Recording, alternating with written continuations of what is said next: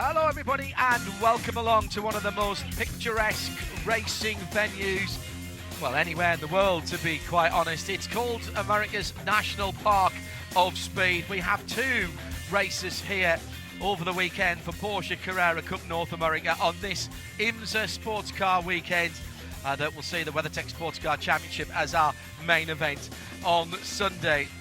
Once again, the crowds have come out in force. They know their motorsport here. And my goodness me, they know their sports car racing. And it's been going on here since 1955.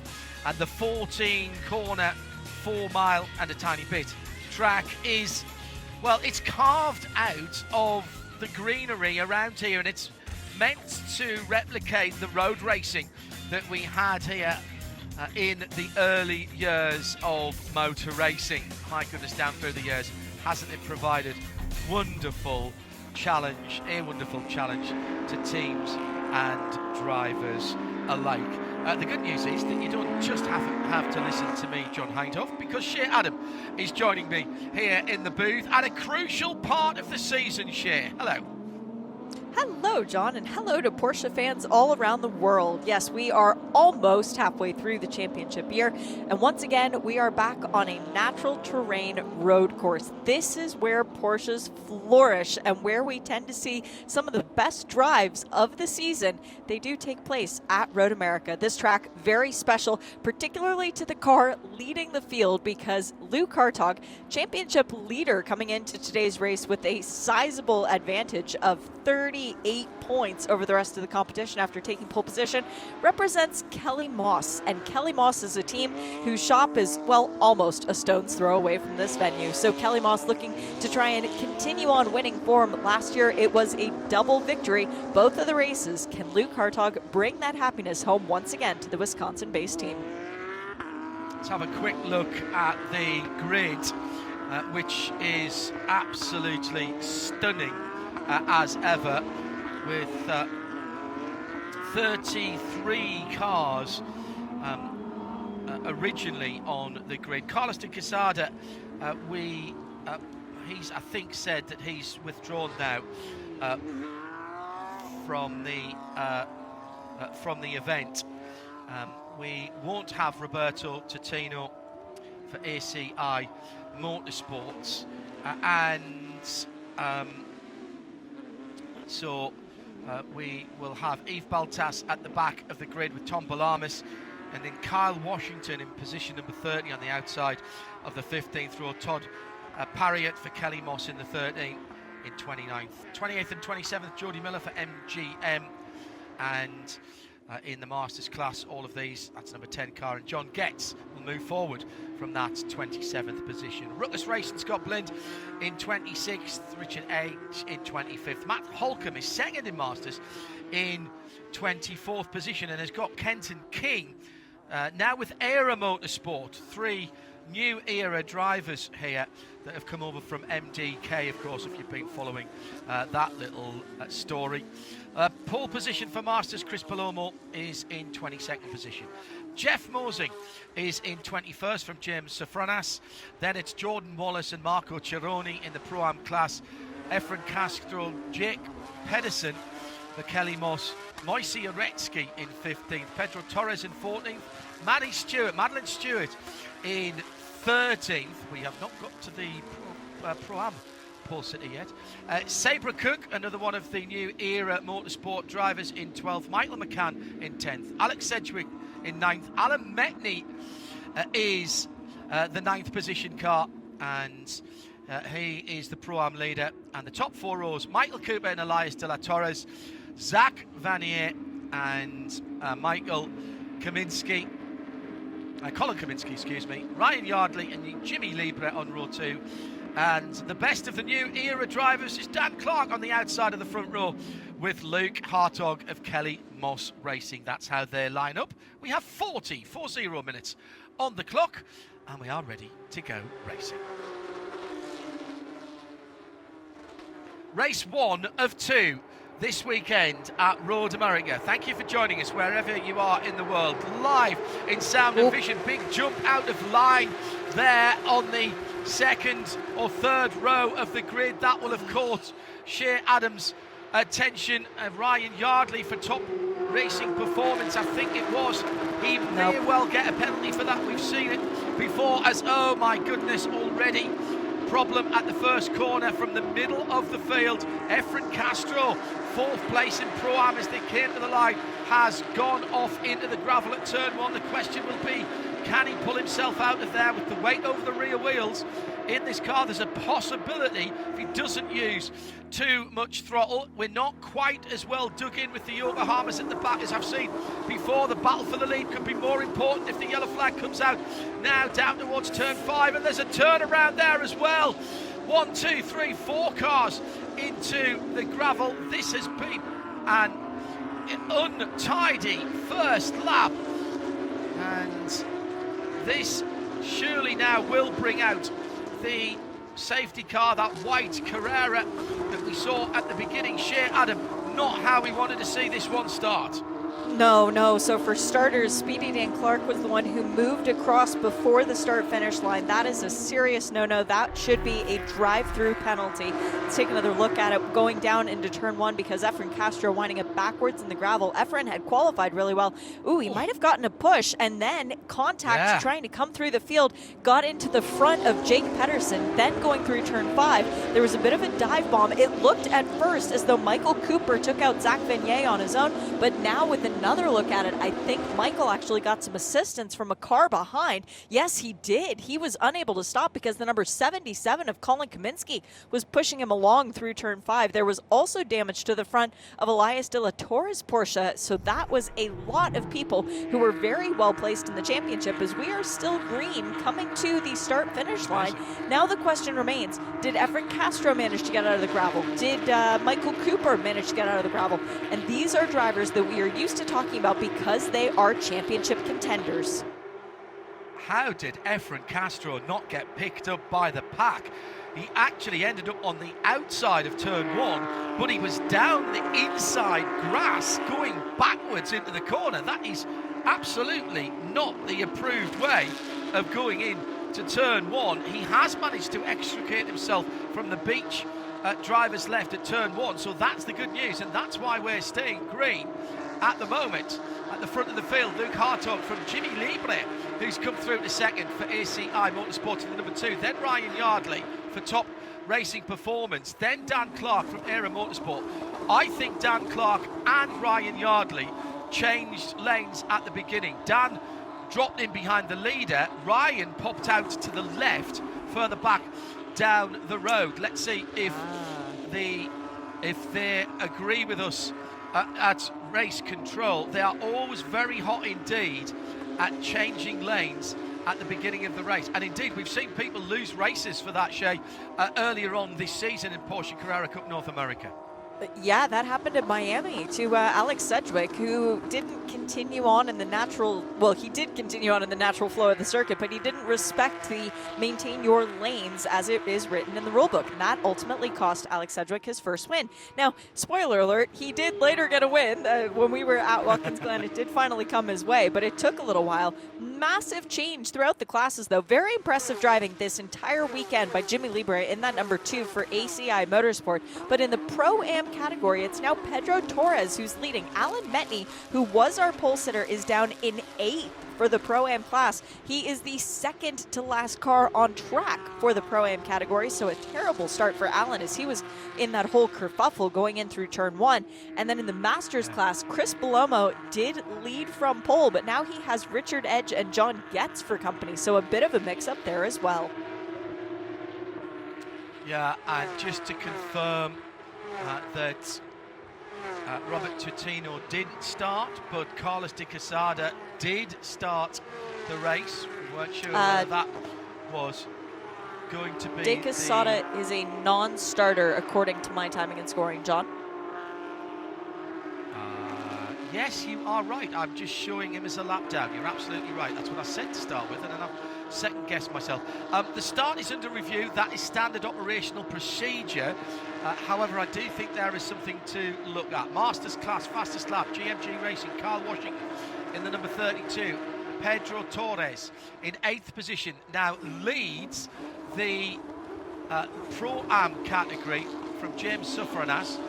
And he's got the fastest lap, Pedro that is, and Luke Hartog at the front of the field by nearly a second now over Jimmy Ibre in second, and Ryan Yardley and Dan Clark scrapping it out for 3rd and 4th position as they go down through Hurry Downs. And I did think I saw the black and yellow car jump out to the left. It might have been because somebody checked up in front of him, so he might actually get away with that. One of the things that race control will be looking at with that number 78 car, it's a really distinctive car, is if he was trying to avoid an incident. And if he was trying to avoid an incident, well, then they will look far more leniently on being out of line at the start. We've had just on 6 minutes of the 40, no pit stops. It's a race to the end, side-by-side action coming down into Canada Corner. Now, watch the 64, the green car, and then look. Oh, yeah. What do you reckon, Shay? I reckon Ryan Yardley jumped will out the get line. away with that. Yardley will get away with that because while he jumped out of line, he didn't change lanes. He didn't swap to a different side. And the reason that he jumped out of line was because Dan Clark did not accelerate. So I wonder if maybe something happened to Dan Clark's Porsche off the green flag, and that's what resulted in him slowing down.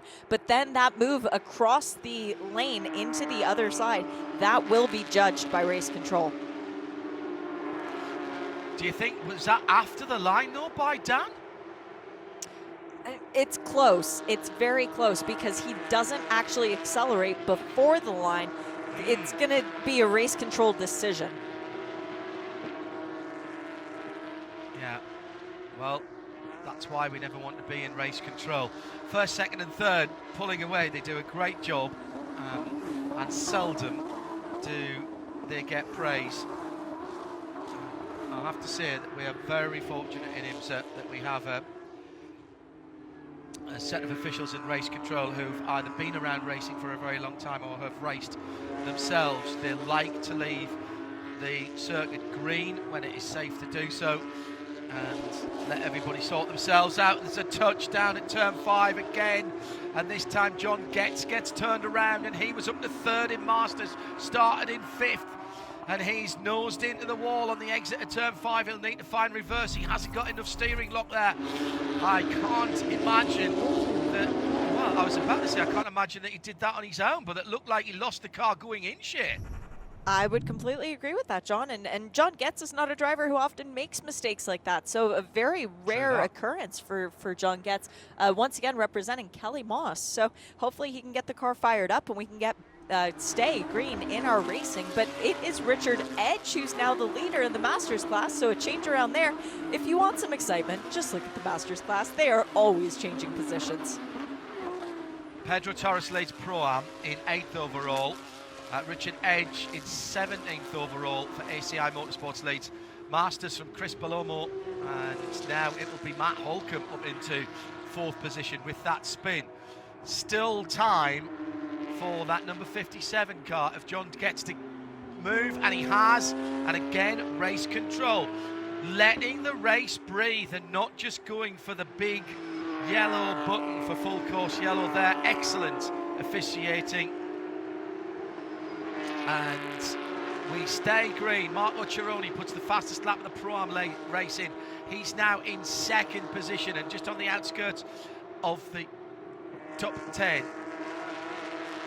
Now, Dan Clark is dropping down through the field, and a problem for the new livery of Todd Parriott for Kelly Moss. That's an Andy Blackmore livery with his sort of pop art design on that car at the edge of the track at the final corner, now pointing in the right direction, but with, I think that was Efren Castro just going by him.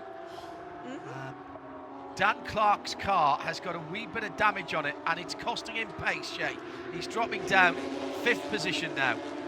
It's really surprising to see the lack of speed from Dan Clark when he was so on it in qualifying, and I have to wonder if maybe there's something plaguing that Era Motorsport Porsche, because Dan is dropping down. Now he's in the clutches of Elias De La Torre after Alex Sedgwick made a very decisive pass, very impressive. And also a shout out, Sabra Cook is up into 7th place. And for her to be doing this with a brand new team on this weekend, Sabra's doing a great job out there as well. The battle continuing further down, by the way. Pedro Torres, the last lap when they crossed start finish, had Madeline Stewart attached to the back of his car. Not literally, but might as well have been. They were nose to tail with nothing separating them. 2 different classes. This is multi-class racing where the cars are all the same. It's the driver's age that denotes which class they participate in. And if you are of an older age, you can class down, but you cannot class up if you are of a younger age, if you see what I mean. Yes, absolutely correct. Sabra Cook for Era Motorsport now in 7th position, and right on the tail of Elias De La Torres, who is chasing down Dan Clark.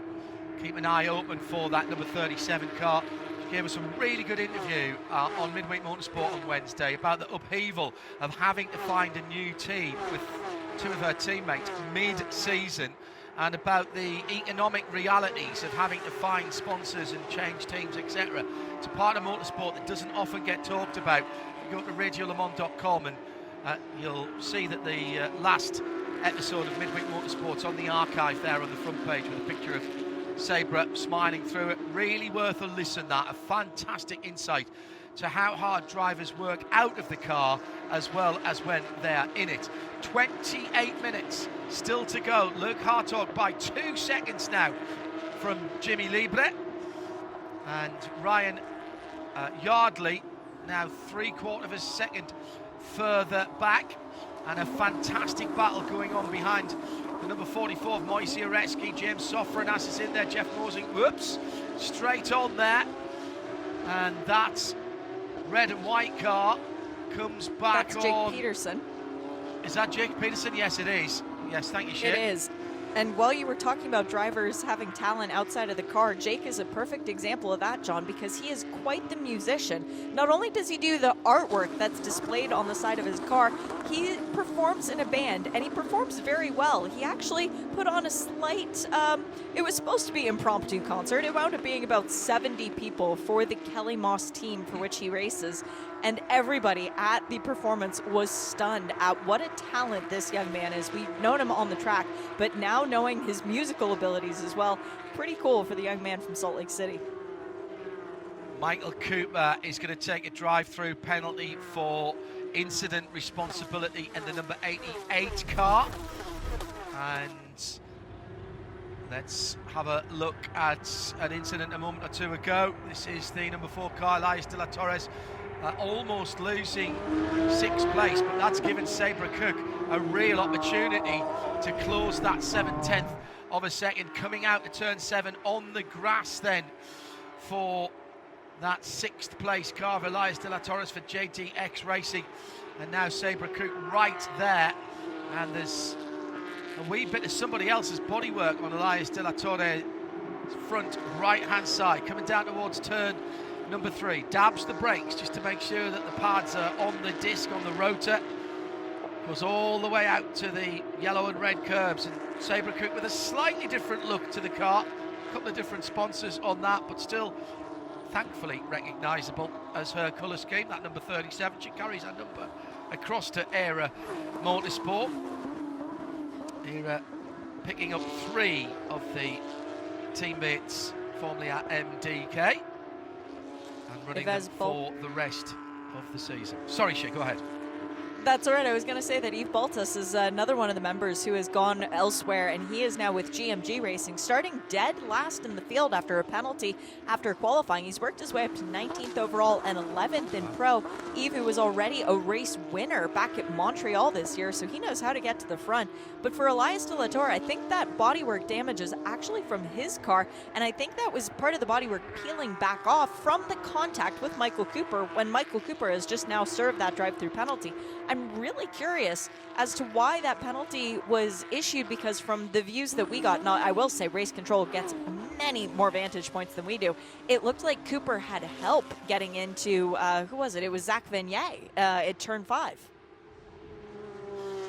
Yeah, just a note on Yves Baltas, GMG Racing. He had a TPMS, a tyre pressure monitoring system sensor that went down and wasn't working, and that's illegal because you have to have a certain amount of pressure in the tyres to keep it all legal in qualifying. So he lost all of his qualifying times. Now the good news is that's only from the qualifying session.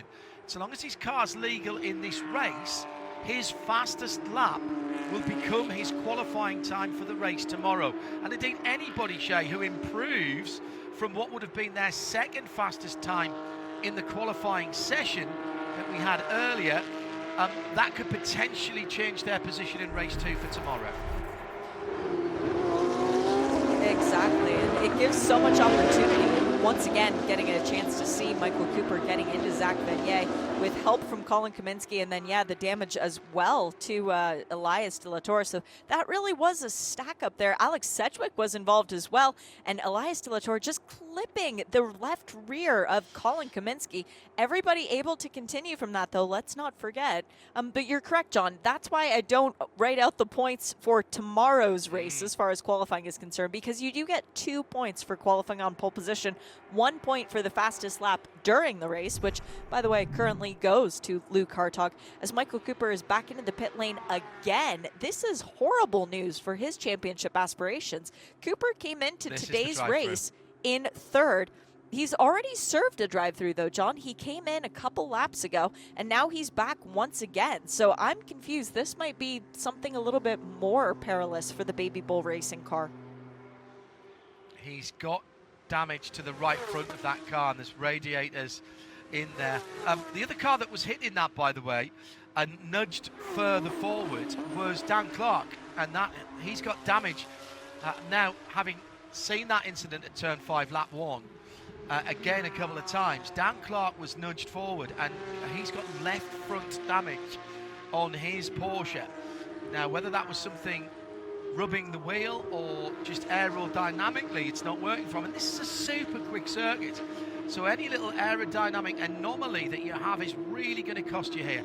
We're halfway through this race already. We've been green all the way through. Jimmy Lieber in second has lost 3 seconds now to the leader Luke Harkov. Ryan Yardley trying to gain, he's just a 1/10 of a second further back, having just put his fastest lap of the race in last time around. Battles throughout the field, and Jimmy Lieber right with Yardley now. It's the number 2, or Yardley right with Lieber, should I say.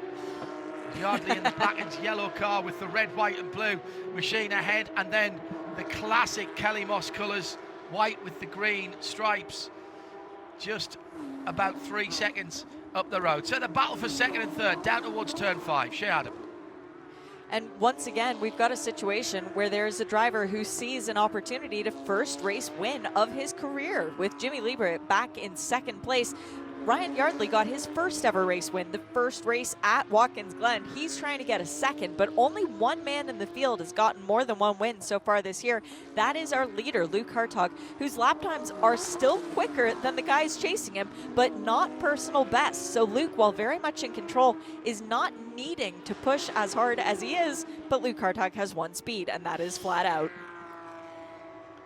The results after the next 20 odd minutes of racing are very much going to be provisional. We always say they are because of post-race technical inspection, of course. However, I've just seen the start is going to be reviewed post-race, and I can only and by the way, Scott Blind has pulled up on the circuit as well. Looks like he's had a spin in the Ruckus Racing number 45, and also involved again is the 13 of Todd Parriott. That looks like the final corner again as well. No, that was, oh well, Ruckus Racing was down at turn 5, so that was turn 5. The reason I say that the results will be even more provisional than normal is that the start is going to be reviewed after the race, and I suspect, Ooh. yeah, that was all down at turn 5, but there was help for the Ruckus Racing car. Was that Matt Holcomb that was in there? No, it was Kenton No, King it was the who was 74 involved there, Kenton John. King. And the second incident was down at turn 3 for the number 13 of Todd Parriott. But again, he's managed to get going. I will finish this thought about provisional. The extremely provisional results. Start will be reviewed as we've got a full course caution now. Now I get the chance to describe it. It's going to be reviewed after the race. I suspect that is because race control want to have a look at some onboard footage, which all the cars carry onboard recorders, and I think they'll want to do that, Shea, to decide why and if some of the people jumped. So Dan Clark on the outside of the front row, he's still in line. So Dan Clark's fine. Was he? Nope. Was he? No. I don't think race control is going to view that very leniently. Yes, it was tight, but he had made the intent. He had already started pointing his car toward the other lane, and race control is very clear about you needing to hold your position until after the start-finish line. So that will be adjudicated post-race for sure, but it doesn't look very promising, at least from the overhead shot, and they tend to view the overhead shot a lot better than they do the onboard shot. At least that's how they have viewed it in the recent past. Kenton King is out of his car, the number 74, at turn 5. The good news is it looked like there wasn't too much damage to that car, so hopefully the crew from MDK will be able to repair it. Excuse me, not MDK, it's Era Motorsport now.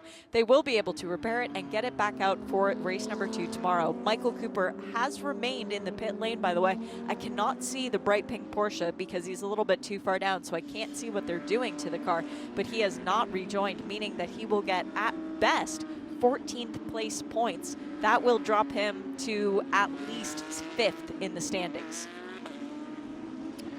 As for the Ryan Yardley start, he jumped out of line to his left. That may be looked at, he was in the left lane, that may be looked at differently. He didn't overlap Dan Clark before because he was the car directly in front of him. Dan wasn't having a great start, and he didn't overlap him before the stripe. That may be looked at differently. We'll have to wait possibly till tomorrow to square that one up for you. As Shea rightly said, Michael Cooper, baby bull racing after a penalty, and now the car parked up in the pits lane with 22 minutes elapsed. We have 17 and a half minutes of this race still to go. Luke Hartog's nearly 3 second lead has gone. I really need to have a word with our safety car driver.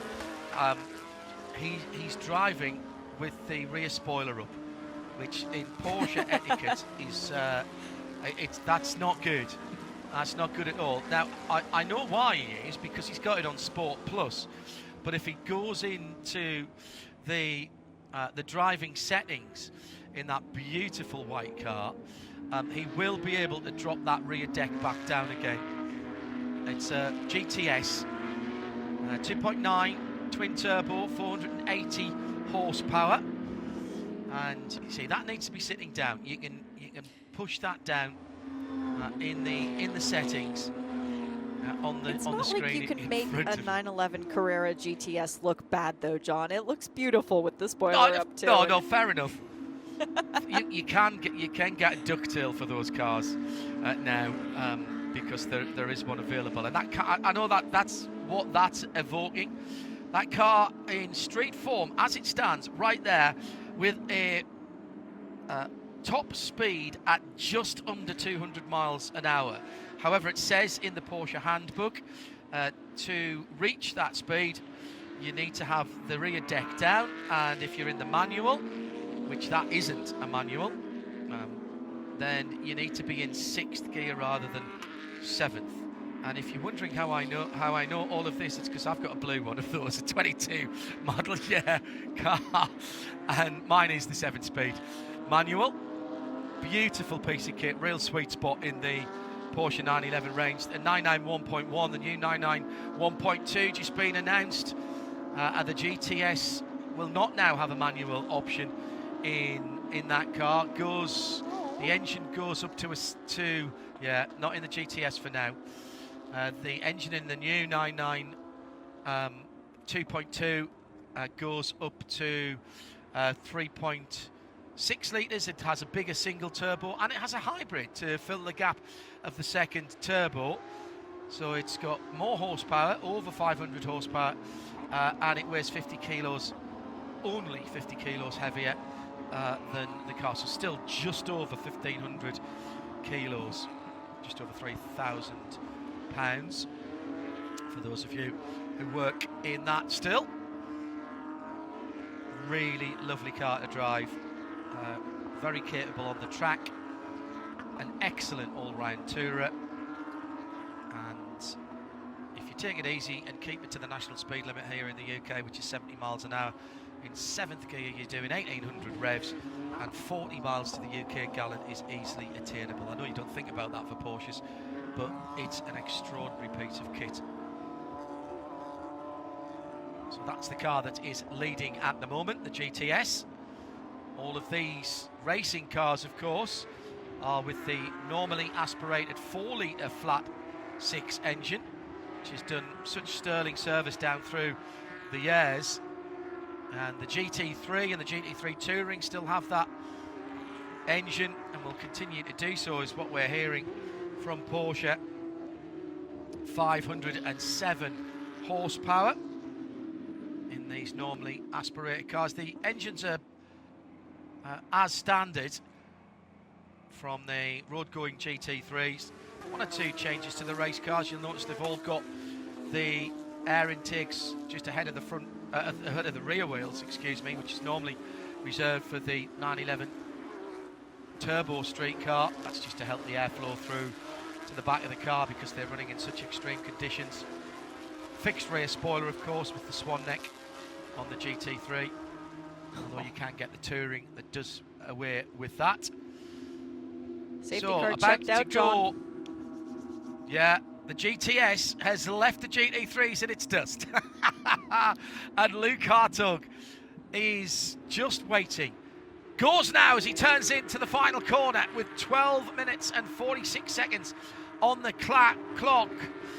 The incident involving the last 2 cars, Kent and King, and that number 45 machine of Scott Blind will be reviewed post-session, as well as we go back to racing across the line. What a restart!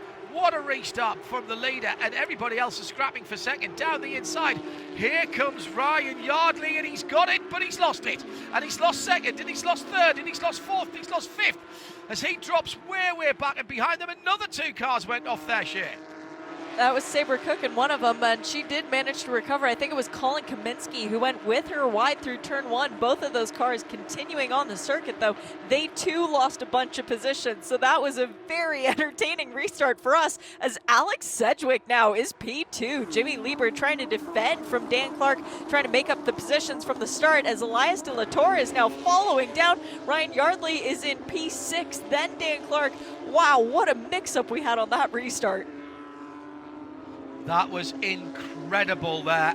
And Dan Clark having another look as he comes round to the outside of turn number 7. He can't get that done. There's damage to Elias De La Torre, the JDX Racing car that is right ahead of him. Damage to the right-hand front of that car. Sitting in behind Dan Clark is the all-silver car that's coming through as well. That is the number 82, Madeline Stewart, who's made up a couple of positions. What a restart from Luke Hartog. All the action behind. Luke Hartog sends it from a different postal district and goes so far off he had to show his pass to get back in again. Oh, Sabre Cook is not going to be happy about that, because she was pushed off the track by Colin Kaminsky on the inside of the top racing car. He ushered her off. She couldn't turn in without an accident, and she's not going to be happy with that, because she had been sitting in 6th position before that incident. She's got back up to 7th as it stands. Number 14 around the outside is James Sofranas. GMG racing cars. He goes up the outside of Moisey Uretsky, and they touch on the final corner, and Uretsky's going to go grass tracking and into the dirt. He's spun it, but he's got out of the gravel. He'll continue. 10 minutes to go, and it's all gone crazy. It has horrible day for Baby Bull Racing, with Moisey Uretsky being ushered off the track there by James Safronis. Not sure where Moisey was supposed to go or where he thought he was going to go at that point. Not very clean going through turns 13 and 14 by either driver, but Safronis lives to fight another day. Moisey pointing in the wrong direction. There he goes by me now, so he has continued. We stay green, as in the Masters class, it is still Chris Palomo leading, but now Richard Edge has the championship leader, Matt Howcomb, behind him. That is the Scooby-Doo car. Let's take maybe a little bit of a breath there, guys, as we are getting a little bit antsy with under 10 minutes to go in this race. Moisey Uretsky trying to go around the outside of James Safronis into turn 14. It actually opened the door for a slew of other cars, and I think it cost Safronis some positions too. I think Moisey actually was being passed by Safronis, and Safronis wanted to come back onto the racing line rather than pinch the final corner and cost himself places up the front straight. I misspoke, by the way. Sabra Cook has dropped all the way down to 11th when she was sitting in 6th or 7th position. She will be absolutely fuming about that. Now, here's the thing. I hope Race Control look at that, because although nobody spun and there was no real damage there, that was not smart driving from Comiskey. And if Sabra hadn't basically opened the corner out and lost all that ground, there would have been contact. And that to me is still, and again, I'm not in Race Control, I don't have all the looks that they have. Looks like the Ruckus Racing car's been off again, as well as that's losing some positions. But that has materially affected a driver's race there. Now let's see what happened with Scott Blinn. Did he go off? Yes, he did. Guess where? At the kink, but he survives. Lost 1, 2, 3 places. Going through there, John Getz making backup places. He's back up to 7th in the Masters category. But leading, Luke Hartog with 8 minutes to go. He's back up to nearly 2 seconds from Alex Sedgwick for JDX and PT Autosports in 2nd position. Jimmy Lieber down to 3rd.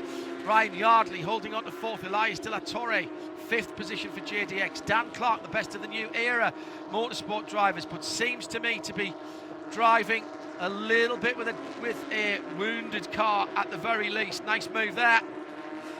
And a mistake, in fact, for the number 23, spinning across the rest of the field. I was about to say nice move by Yves Boltas.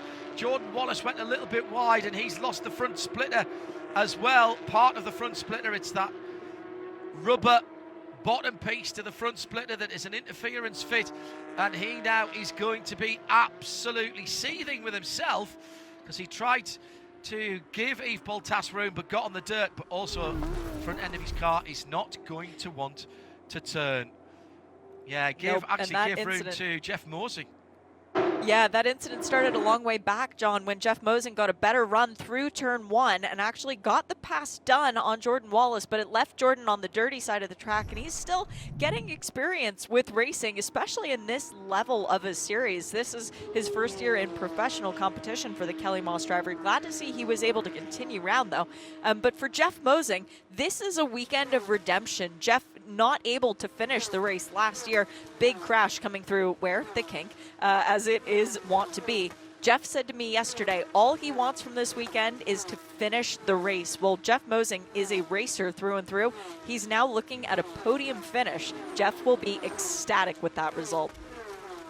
He's only a second and a half away from Marco Cironi in the ACI car, and there's nothing other than that 1.5 seconds between them at the moment. Sabra Cook, by the way, has made up a couple of places in that white, teal and dark blue car. She's back up to 10th position, 9th in her class, and she's right with Pedro Torres as she's trying to get back into the top of the running across the line for the leader, Luke Hartog.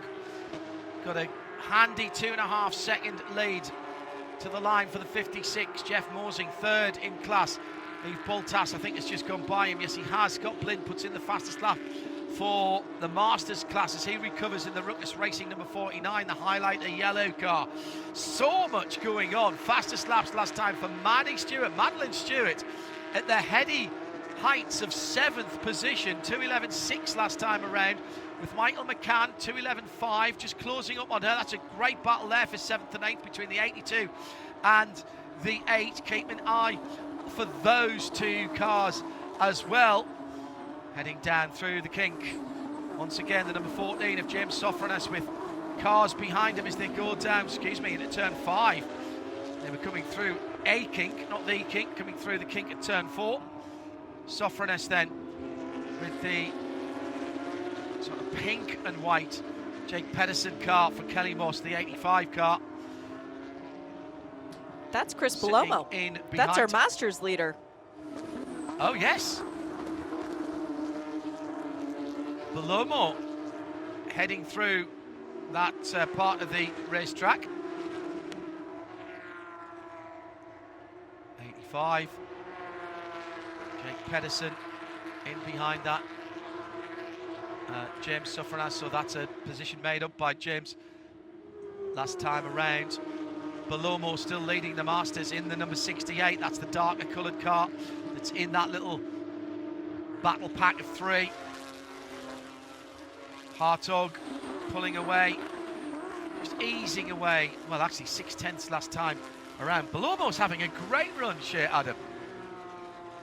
Yeah, and to risk curse of the commentator, this could be Chris Palomo's first ever race win, and I really hate saying that with 3 minutes and 48 seconds to go because I really want him to get there. But Chris has been in this series for quite some time, and he's got some ties to some pretty legendary Porsche teams. Chris Palomo running with TRG and Flying Lizard in the past. This would be a massive weekend. 4th in the championship last year, currently sitting in 3rd, but with a huge advantage here today to jump up to 2nd. So Chris Palomo, head down. Please just focus forward and don't make my curse of the commentator real. But he's got Richard Edge hot on his heels, and then the guy who's leading the championship in the mystery machine, the number 55, that's Matt Halcomb. And that is 1st, 2nd and 3rd in that Masters class as they go through turn at number 3. Alan Metney has recovered nicely, and he is now back up to 5th in Pro-Am in the dark grey number 99, just ahead of that battling threesome. Incident responsibility for the number 77 car. That's great. I think that's great officiating. I really do. That's Colin Kaminsky. He's going to get a 10-second penalty. It doesn't give Sabra Cook back her 6th or 7th position. But I don't think there was any contact there, but it has materially affected her race. And it has been looked at, and it'll be a post-race penalty for the 77. So Colin is going to drop down. So Sabra trying to fight her way back up the field. She's got Eve Boltas coming back towards her. But she'll be really annoyed. That she was on for a really good finish with that. But she will at least know that race control saw it the same way she did. 2 minutes to go. So it'll be this lap. And then it'll be the white flag at the line. Luke Hartog survived a couple of restarts very nicely indeed, and now knows he has 4 miles before he can tick another box in the W column. What about Alex Sedgwick coming through into 2nd position in that bright red number 98 JDX car? Started down in 10th position. He'll be absolutely loving this. Man from right in the middle of England, just not too far from a place called Royal Leamington Spa. And been racing in the States for a little while now. Will this be Alex's best finish yet? No, he won one of the races at Watkins Glen, so Alex does know what it's like to stand on the top step, but the good news for him is that this helps with his championship aspirations. The best news is he's ahead of everyone who's chasing him. The bad news is he's behind the one guy that he is chasing in the championship. So Alex Sedgwick knows it's a long season. He did the full championship last year, and Luke Hartog has a long way to go. We were halfway through the season when the green flag flew. We are now more than halfway. This will be race number 9 of the season, and a big off for Jake Peterson and Alan Metney. That could end this one under caution, which would be even more detrimental for Colin Kaminsky with the 10-second penalty. And that was the battle for 17th and 18th. 13th in Pro, 5th in Pro Am. Efren Castro will get some points back after what didn't look to be a good start the race for him, going backwards into turn 1. Alan Metney, who remember started inside the top 10 on pole position for Pro Am, looks like his points haul is going to be massively affected here. That will have championship implications as well. One thing that has all happened is behind Luke Hartog. He's never been headed since the drop of the green flag, and even with a couple of restarts, he has driven away once again. It's going to be 5 seconds or thereabouts, and he comes through to take the first race of 2 this weekend and puts in the fastest lap of the race on the final 4-mile tour of this event. Sedgwick for JDX in second. Jimmy Libra will be delighted for ACI Motorsports in third. Yardley, De La Torre, Dan Clark somehow holds on to 6th ahead of Maddie Stewart in 7th. Michael McCann in 8th. 9th for Sabra Cook, coming back with her fastest lap on the very last lap as well. Pedro Torres in 10th is the best of the Pro-Am, ahead of Marco Cironi in 12th, second in the Pro-Am category, and Jeff Mosing in 13th will be third. In Masters, Chris Palomo takes the lead of the Masters and wins it from Richard Edge by 0.3 of a second. He just about held on with, in third, Matt Holcomb. Colin Kaminsky drops down to 12th in Pro and 18th overall. There's some big names that aren't taking home the points they wanted. Late race incident, Alan Metney. It was a low percentage lunge at the bottom of the hill at turn 3, but they were all right after that. So down at turn 5 must have been where it happened. Oh yeah. And that is front wheels getting tangled together, and that's big damage on the Metney car as they came out of 5. Looks like that Alan was giving room on the outside. Jake Pedersen still wanted to drift to the outside. The 2 front wheels caught, broke steering arms, and at that point they were all both heading for the scene of the accident. Shea Adam has done some quick arithmetic as Luke Hartog's on his slowing down lap. What can you tell us about the point standings unofficially at the moment, with Hartog, Sedgwick and Libra your top 3, Torres in 10th winning Pro-Am, and Chris Palomo winning Masters? How do these results change, or affect at least, the Carrera Cup North America standings?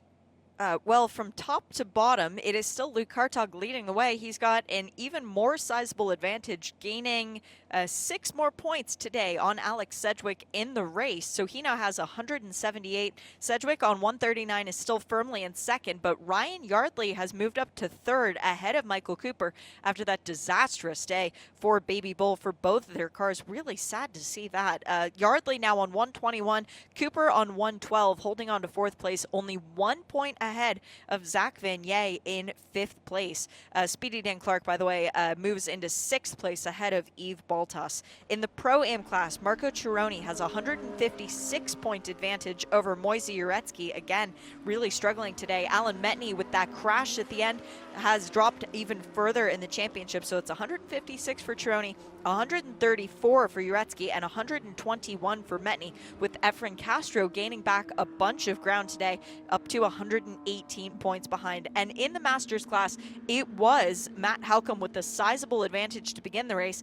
It is still a sizable advantage, but now it is over Chris Palomo instead of previous second place runner Mark Wame. So we look to see what's going to happen after the fact, though, John, because all my points are provisional, and of course we have a lot of incidents that race control are going to be investigating post-race. not least right at the very start as they came to the line somewhat 45 minutes ago. That start is still to be confirmed. They're going to take a look at it after the race. It was a little untidy at the start of the race, and it may just be that Ryan Yardley and Dan Clark could get some form of penalty. A little bit too much bumping and barging through the field, but nothing to affect Luke Hartog, who takes another win for Kelly Ross and increases his lead in the overall. Well done to Pedro Torres inside the top 10, winning Pro-Am.